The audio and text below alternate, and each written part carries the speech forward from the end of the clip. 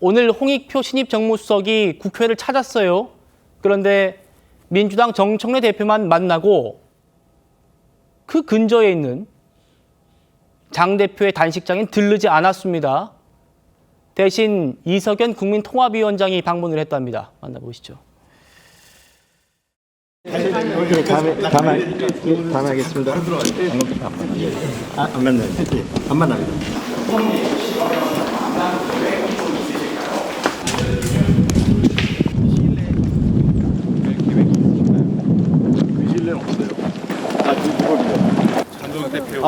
그걸 아직 결정된 게 없습니다. 참 안타깝네요. 생명의 위협까지 받는 상황까지 왔는데 이렇게 지금 아직도 정치권이 이걸 풀지 못하고 있다는 게 참으로 안타까워요. 국민통합위원장으로서 책임도 있지만은 정말 정치권의 각성을 촉구하고 서로 양보해가지고 단식의 뜻이 어느 정도 이루어질 수 있도록 간절히 바랍니다. 통합이라는 것은 힘이 있는 쪽에서 먼저 팔을 벌리고 양보를 하면서 같이 갈 때 이루어진다. 대통령 실장이나 또는 정무수석이 먼저 와서 살펴보고 또 뭔가를 메시지를 전달하는 것이 최소한의 예의다. 저도 그런 차원에서 왔습니다. 조기현 부위원장님, 오늘 홍익표 수석이 수석 임명되고 처음 국회에 온 날이었어요. 그런데 정청래 대표만 저렇게 만나서 웃고 사진 찍고 바로 옆에 이 장동혁 대표의 단식장이 있잖아요. 거긴 가지 않고 그걸 이제 이석연 위원장도 아니 청와대가 먼저 좀 팔을 벌리고 해야 되는 것 아닌가, 통합이라는 건 이렇게 질책을 했습니다. 정무수석이 오늘 같은 날 가야 되는 것 아닌가. 그런데 안 가가지고 내가 왔다. 어떻게 봐야 됩니까?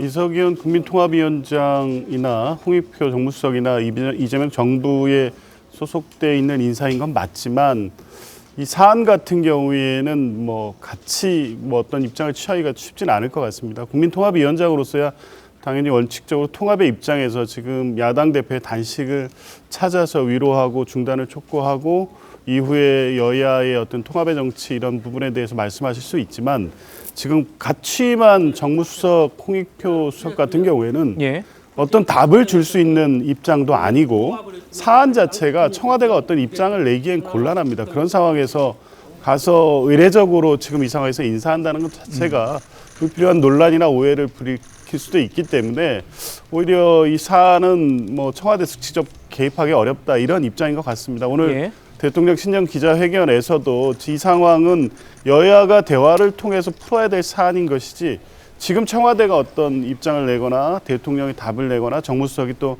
그런 상황을 듣고 전달할 수 있는 현안 사안이 아니라는 입장 때문에 굳이 국회에 왔지만 찾지 않는 것이 맞다고 판단한 것 같고요. 말씀드린 것처럼 이 특검법 같은 경우에 통일교든 신천지든 본질인 정교 유착 관련된 수사에 대해서 이미 이제 국민의힘 내부에서도 신천교 관련된 특검이 필요하다는 얘기가 나오고 있습니다. 그러면 답은 간단합니다. 합해서 특검하면 되는데 이걸 굳이 분리하는 입장을 내놓고 이러니 한치도 진전시키기 어려운 상황을 국민의힘이 만들고 있고 그 요구를 무조건 관철하라는 내용으로 지금 단식을 하고 계시니 민주당이든 하여간 청와대든 어떤 답변을 드리기가 어려운 이슈가 돼버렸다. 중단하시고 여야가 대화를 통해서 합리적 의견이 충분히 접근한 방향으로 갈 수 있는 게 아닌가 이런 말씀 드립니다. 청와대가 지금 낄 수 있는 상황이 아니다. 답을 줄 수 없는 상황에서 의례적으로 갔다가는 오히려 오해만 생길 수 있다는 말씀인데 그렇다면 민주당에서는 갈 수 있는 거 아닙니까? 네, 그 말씀드린 것처럼 민주당 역시 명확한 입장을 갖고 있고 그리고 특검을 안 하겠다는 게 아니지 않습니까?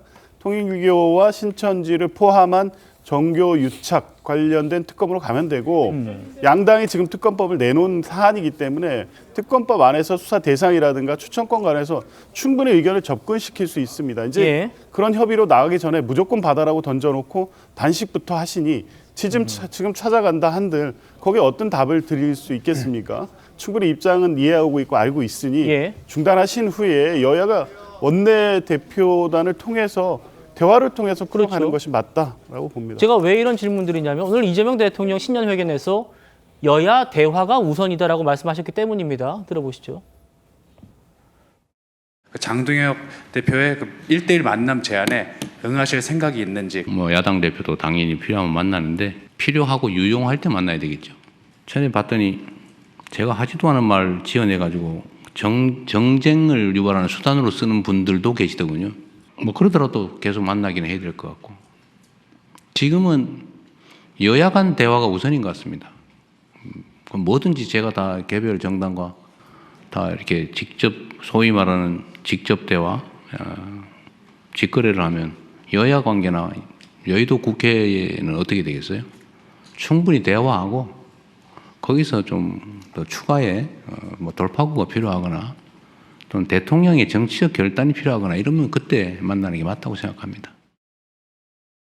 통합을 한다고 하면서 야당 대표가 목숨을 걸고 단식을 하고 있는데 그런 이야기는 전혀 관심도 없고 그것이 통합을 얘기하는 게 맞습니까? 그러고는 뭐 영수회담을 제안을 했더니 영수회담 뭐 내가 일일이 뭐 정당을 어떻게 다 상대하냐. 나는 저 구중궁궐 깊은 속에 있는 사람이다. 그건 너희들끼리 정당끼리 국회에서 알아서 논의해라. 아, 대한민국의 미래가 도대체 어디로 가고 있는지 정말 너무 답답했습니다. 성원석 원내대표의 또 답답함까지 들어봤습니다. 이현정 의원님 어떻게 네. 보셨어요? 단식은 이재명 대통령이 잘 아실 겁니다. 그 고통을. 24일 동안 하셨잖아요. 야당 대표일 때.